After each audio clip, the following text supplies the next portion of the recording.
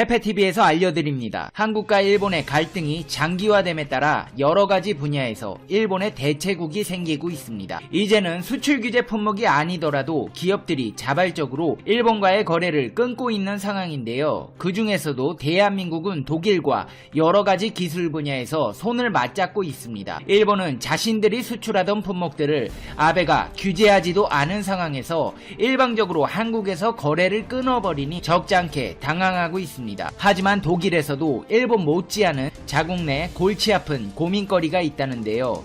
독일은 일본처럼 되고 싶지는 않다며 일본 따위의 나라와 비교하지 말아달라고 호소하고 있는 상황입니다. 대체 어떤 고민이길래 일본처럼 되고 싶지 않다는 걸까요?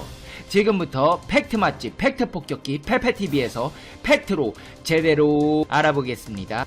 한 번도 안 본 사람은 있지만 한 번만 본 사람은 없다는 단 하나의 채널 페페TV 팩트 체크.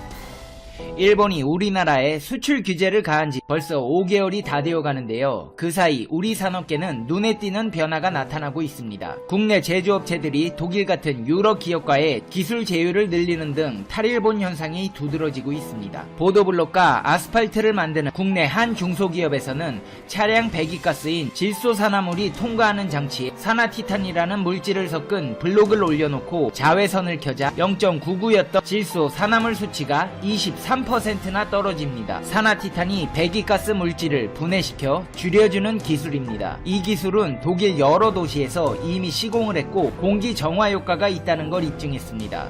그동안 이 분야에서의 선두주자는 일본과 독일이었습니다.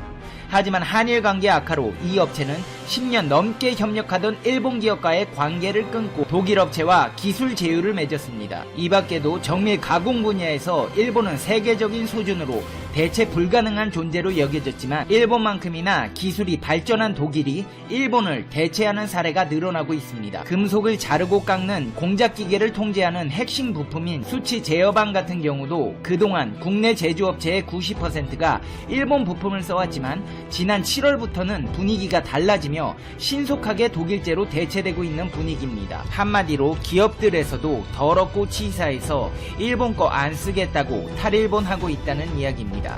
독일에서 수입만 하고 있는 것은 아닙니다.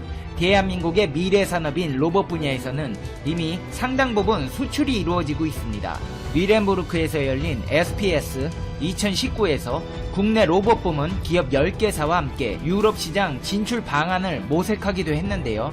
SPS는 유럽 최대 규모의 자동화 부품 B2B 기업 간 전자상거래 전문 전시입니다. 독일 지멘스 등 글로벌 기업 바이어가 참가하는 국제무역의 장인데요. 로봇산업진흥원은 행사기간 국내 기업 10개사와 함께 로봇 공동관을 운영하면서 대한민국의 로봇 부품 및 완제품 기업들의 기술력을 과시했습니다. 티치 펜던트 등 한국 로봇 부속 및 완제품 기업 총 10개사가 참가했으며 현지 바이어와 총 203건의 1대1 상담을 진행해 약 1,800만 유로 230억 원의 계약을 달성했습니다. 대한민국 로봇 부품 및 완제품은 그간 기술 경쟁력 보유에도 불구하고 수출 활동에 필요한 레퍼런스 확보에 어려움이 있었지만 이번 독일 전시회를 통해 유럽 진출에 판로를 찾았다는 반응입니다.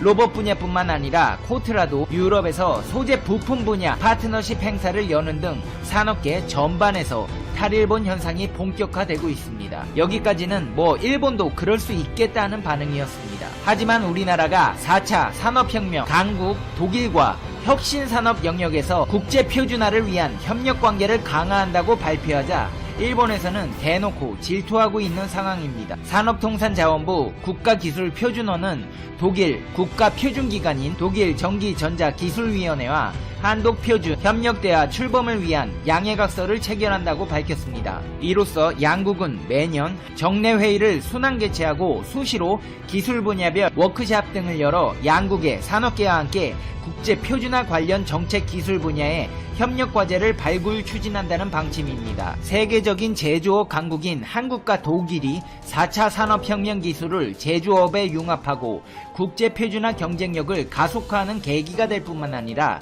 앞으로 미국과 인공지능, 3D 프린팅 등의 분야에서 국제표준화 선점을 위한 협력체계를 구축하는 등 주요 전략 국가와의 글로벌 표준 협력을 확대해 나가는 계기가 될 전망입니다. 상황이 이렇다 보니 아직도 4차 산업혁명에 대해 준비가 미흡한 일본에서는 위기감이 고조되고 있습니다. 이제 미래는 4차 산업이 주도하리라는 건 일본도 누구보다 잘 알고 있습니다.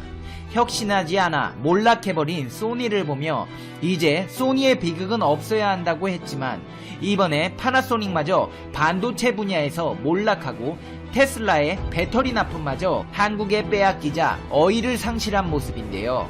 한국과 독일은 이에 그치지 않고 양국의 주요 표준화 정책 동향을 교류하고 스마트 제조와 미래차 분야의 표준화 공동 작업 그룹을 구성해 국제 표준 공동 제안과 국제 표준화 작업 상호 공조 등 세부 협력 방안을 논의할 계획이라 일본의 위기감은 한층 더 고조될 전망입니다. 하지만 이런 독일에게도 심각한 문제가 있습니다. 모든 원자력 발전소의 문을 닫기로 한 독일이 방사성 폐기물을 어디에 영구 보관할지를 고심 중입니다. CNN 방송은 28,000제곱미터가 넘는 치명적인 고준위 방사성 폐기물을 앞으로 100만 년 동안 안전하게 묻을 장소를 찾아내는 것이 독일이 직면한 난제라고 보도했습니다. 이게 얼마나 많은 양이냐면 영국 런던의 명물인 빅벤 시계탑 6개를 합친 부피로 무려 컨테이너 2,000개에 해당합니다. 지난 2011년 일본 후쿠시마 원전 사고를 계기로 독일은 절대 일본처럼 되지 말아야겠다고 탈원전을 선언했습니다. 독일은 오는 2022년까지 현재 가동 중인 나머지 7개의 원전을 폐쇄하고 2031년까지 영구적인 핵 폐기장을 찾을 방침입니다. 독일 경제에너지부는 100만 년의 기간 동안 가능한 최고의 안정과 안정성을 제공할 고준위 방사성 폐기물 저장소를 찾는 것이 목표라고 설명했습니다. 현재 고준위 방사성 폐기물은 각 원전 인근의 임시시설에 보관 중입니다. 폐 연료봉의 경우 극도로 뜨겁기 때문에 컨테이너에 담아 우선 냉각할 필요가 있어서입니다. 그러나 독일 전역에 산재한 수십 개의 임시보관시설은 수십 년 정도만 핵 폐기물을 보관하게끔 슈로이어스 미넨 공대 교수는 지적합니다. 영구적인 핵 폐기장 후보지를 물색하는 국가위원회에 참여 중인 슈로이어스 교수는 이런 폐연료봉이 들어있는 금속 용기를 열면 거의 다 곧바로 죽을 것이라고 했습니다. 이렇게 핵 폐기물은 정말 쉽지 않은 문제입니다. 독일의 고준위 방사성 폐기물을 영구 저장할 후보지를 선정하는 작업은 기술적, 정치적으로 여러가지 난관을 넘어야 할 전망입니다. 우선 보통의 바위 이상으로 단단한 곳이어야 하고 지하수나 지진의 위협이 없어야 합니다. 물이 흐르거나 지진이 나면 방사성 폐기물이 누출될 위험이 있기 때문입니다. 미넨 공대 교수인 슈로이어스 씨는 지질학적으로 매우 안전한 곳이어야 한다며 독일의 문제는 화강암이 아주 많지 않다는 것이라고 말했습니다.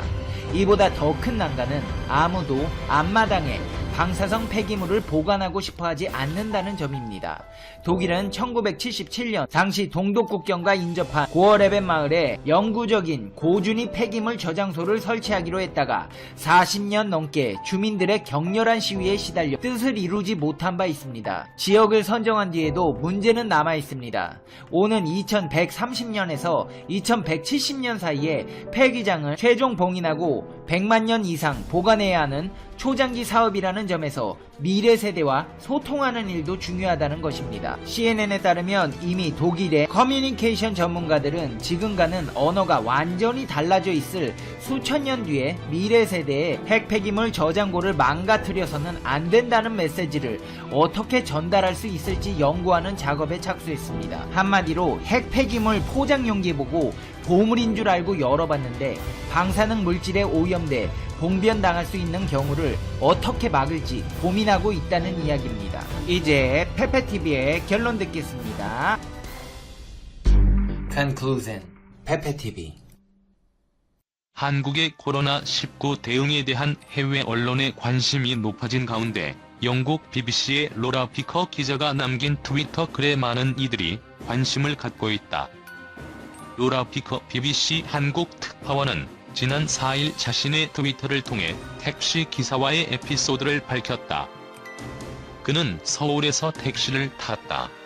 택시 기사는 요즘 외국인은 마스크를 구하기 힘들 것이라며 갖고 있던 마스크를 줬다라며 이제는 외국인도 마스크를 구할 수 있다고 했더니 마스크를 안 가져가면 안 내려주겠다고 했다고 전했다.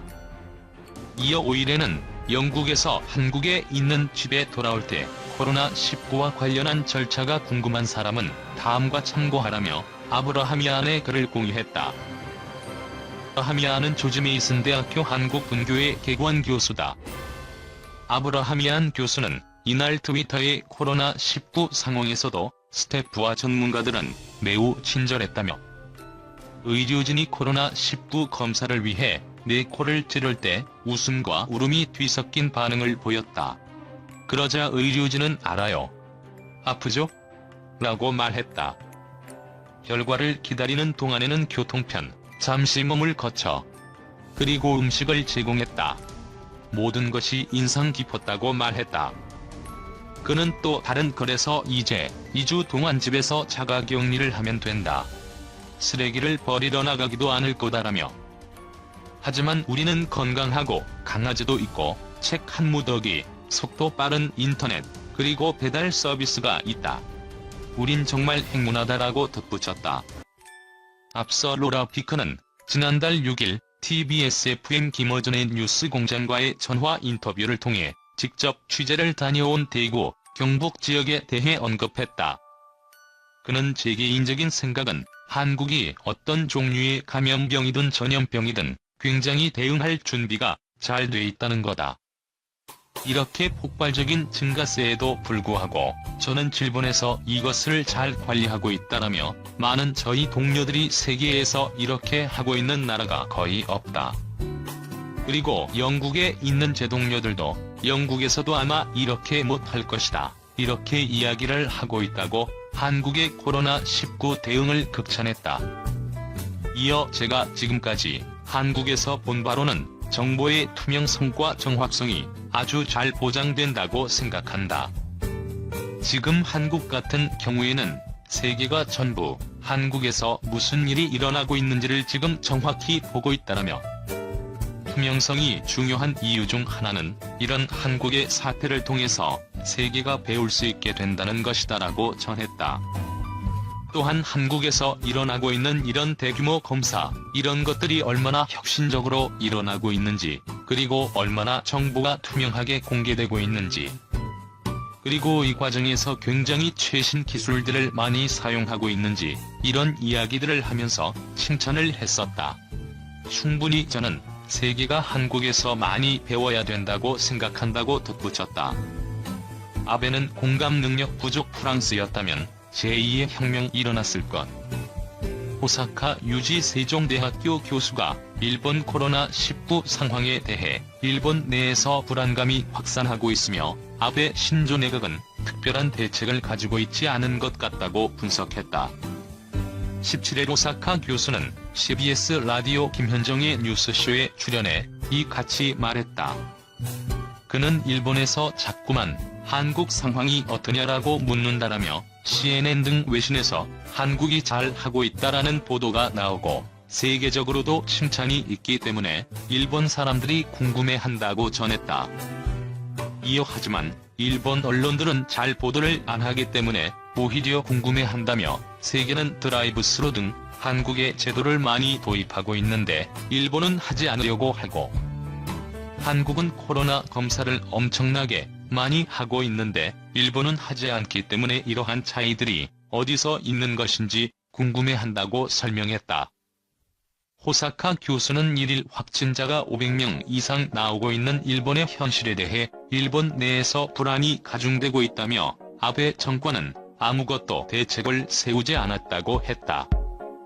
그는 아베 정권의 스탠스는 기본적으로 재난이나 재해 등에 대해 국민 개인의 책임이라는 것인데 코로나는 보통 재해가 아니라 일본 전체의 문제라서고 밝혔다. 호사카 교수는 그러면서 아베 총리가 코로나 사태를 빌미로 헌법을 바꾸려고 한다고 설명했다.